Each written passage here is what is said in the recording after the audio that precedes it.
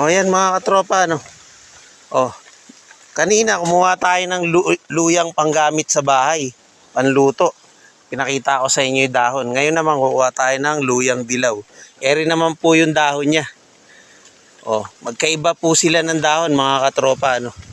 Yan, tingnan nyo ha, luyang dilaw. O, yun o. To, yan o. Huhukayin natin siya.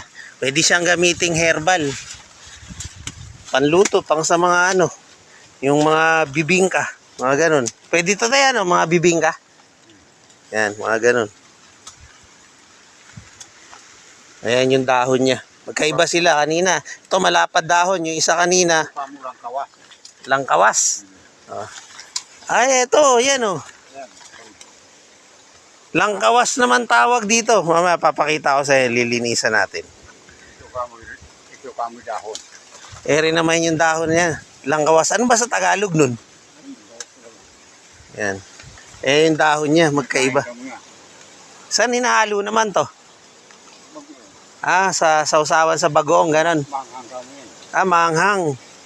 Ngayon lang din ako nakaano nito. Mamaya hugasan namin, papakita ko sa inyo. Yan, magkakaiba po dahon yan, ha. Oh. Yan, ito luyan dilaw. Ito langkawas, yan. Yung isa kanina, maliliit dahon.